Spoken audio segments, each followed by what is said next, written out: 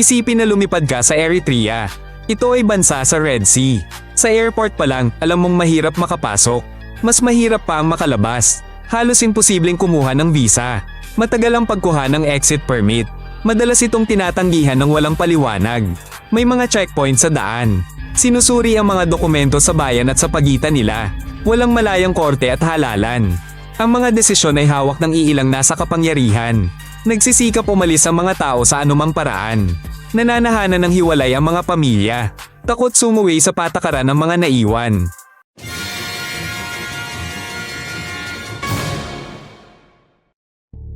Nagkaroon ng kalayaan ang Eritrea matapos ang mahabang digmaan. Inasahan ng mga tao ang kapayapaan at halalan. Ngunit hindi natuloy ang mga eleksyon. Ang mga batas sa karapatan ay hindi gumana. Isang partido lang ang pinahihintulutan. Bawal ang mga politikal na grupo, rally at malayang samahan. Ang parlamento ay hindi lugar ng debate. Lahat ng desisyon ay nagmumula sa itaas. Kaya unti-unting nabuo ang isang saradong rehimen.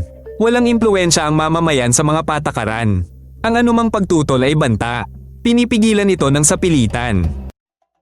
Pinamumunuan ni Isaias Afwerki ang Eritrea mula pa noong dekada 90. Simula nang makamit ang kalayaan noong 1993, walang naganap na pambansang halalan. Mga tapat na tao ang humahawak sa mahalagang posisyon. Sila ay itinalaga at tinatanggal sa desisyon ng nakatataas. Walang malayang media mula pa noong 2000s. Hindi kontrolado ng parlamento ang pamahalaan. Mapanganib ang pagpuna sa publiko. Ang usapin ng digmaan at kapayapaan ay nakasentro sa isang tanggapan lamang. Sa ganitong sitwasyon, bihira magbago ang reklamo ng mamamayan. Kaya natuto silang manahimik at hindi pumukaw ng pansin.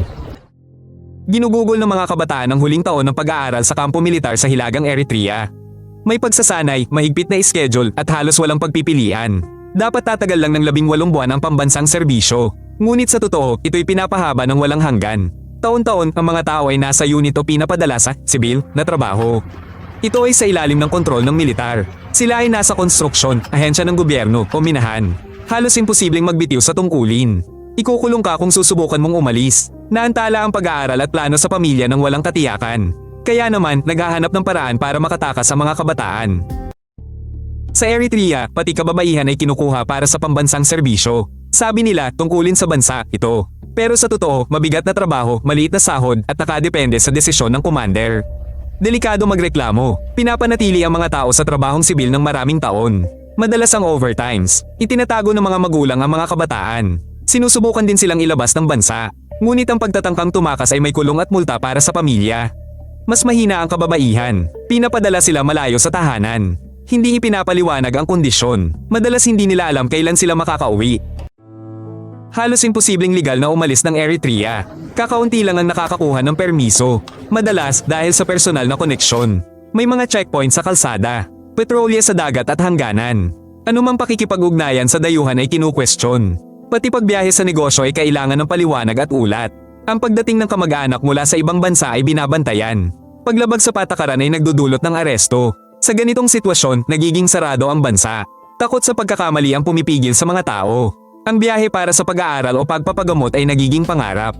Mahirap itong matupad. Sa Eritrea, inaresto ang mga tao ng walang paglilitis. Dahil ito sa tangkang pag-alis ng bansa. At sa panalangin ng di-autorisadong grupo. Pati na rin sa pakikipag-usap sa media. O sa bukas na pagpuna. Ang mga proseso ay sarado.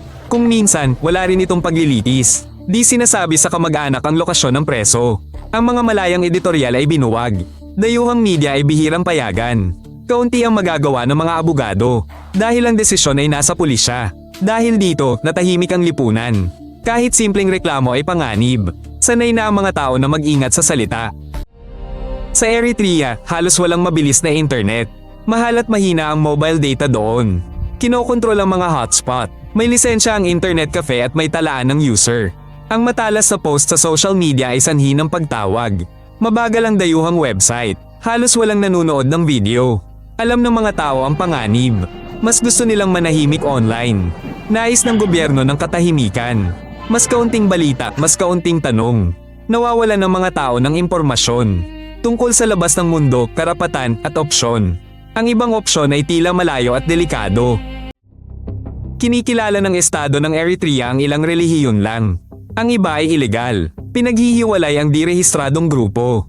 Inaaresto ang mga lider. Delikado rin ang pagtitipon at pagdarasal sa bahay. Kahit ang mga kinikilalang relihiyon ay mahigpit na binabantayan. Sinasang-ayunan ng paghirang ng kleriko. Inaaprobahan ng kanilang pagtitipon. Pinipilit ng mga mananampalataya na di mapansin. Iwas sila sa pagtalakay sa pananampalataya sa publiko. Dahil dito, humihina ang mga komunidad. Nagtatago ang iba o tumatakas. Sa bansa kung saan halos lahat ay kontrolado ng Estado, ang pananampalataya ay isyu na di dapat pag-usapan.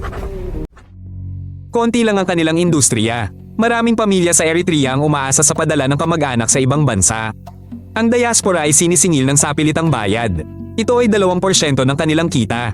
Kung walang bayad, mahirap kumuha ng papeles at serbisyo sa konsulado. Ang ikalawang haligi ng ekonomiya ay pagmimina ng ginto at tanso. Kasali rito ang gobyerno at dayuhang kumpanya. Sarado ang mga kontrata at mahirap ang kondisyon. Ang pangunahing kita ay napupunta sa gobyerno. Mahirap lumago ang maliliit na negosyo dahil sa mga inspeksyon. May takot ding mawala ang lahat isang araw. Sa labas ng kabisera ng Eritrea, maraming rural na lugar na walang maayos na kalsada at regular na kuryente. Hindi regular ang supply ng tubig kaya nilalakad ang pagigib. Malalayo ang mga klinika. Madalas walang transportasyon o pera. Nawawalan ng tao ang mga paaralan. Naglilingkod sa estado ang mga guro o umaalis ng bansa. Nakasalalay sa ulan ng mga ani. Halos wala ring makina. Hinihingi ng gobyerno ang libreng community service. Napipilitan silang gumugol ng oras sa mga pinapagawa. Nabubuhay ang mga pamilya sa araw-araw. Umaasa sila sa padala ng mga nakalisang kamag-anak. Asmara, kabisera ng Eritrea, kilala sa ika-20 siglong arkitektura. Isa rin itong World Heritage Site. Sa mga larawan, mukhang payapa ang lungsod. May malinis na kalye, kainan, at pagawaan. Ngunit hindi ito nangangahulugan ng kalayaan. Maraming permit. Pulisya ay nasa lahat ng dako. Kadalasang may kasama ang mga dayuhan. Bawal kuhanan ng larawan ng lahat. Bihira magbigay ng visa. Mataas ang presyo. Mababa ang sahod. Tahimik sa gabi hindi dahil sa kapayapaan. Ito'y dahil sa kontrol at takot. Hindi lumalago ang turismo. Mahigpit ang mga patakaran. Nanatiling limitado ang tunay na buhay. Ang Eritrea ay may hangganan sa Ethiopia, Sudan, at Djibouti at nasa Red Sea. Nagbago ang relasyon nito sa mga kapitbahay mula digmaan, saglit na kapayapaan, tapos tensyon ulit. Ang mga hangganan ay bukas-sara. Hindi gaman ang buhay ng karaniwang tao. Mahina ang kalakalan sa rehiyon. Limitado ang akses ng tulong pantao. Nang walang kapayapaan at tiwala, hindi makapasok ang ekonomiya sa mga karatig pamilihan. Nahihirapan ang mga mamamayan na legal na mag-aral o magtrabaho sa ibang bansa kahit may kamag-anak sila doon. Maraming lumalabas ng Eritrea. Dumadaan sila sa disyerto at bundok. Wala silang papeles. Hinuhuli sila ng mga petrolya. Maaaring iwanan o ipagbilis sila ng mga gabay. Sa ilang lugar, may mga grupo. Kinukulong nila ang mga tao para sa ransom. Binabantaan nila ang mga pamilya.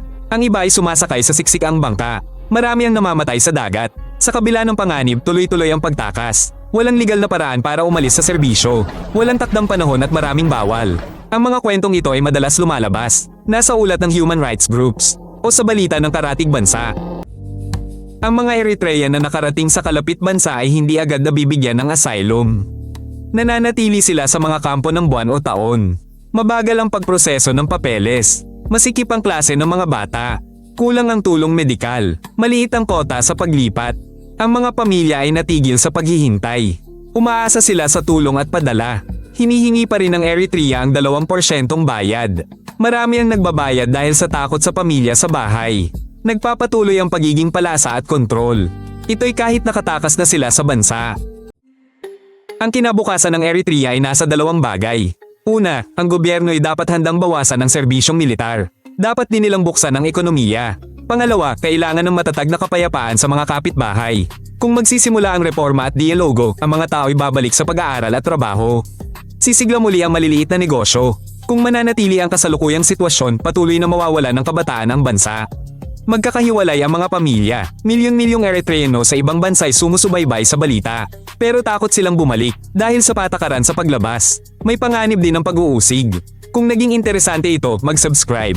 Huwag palampasin ang mga bagong episode. Sa amin, lahat ay maikli at direkta.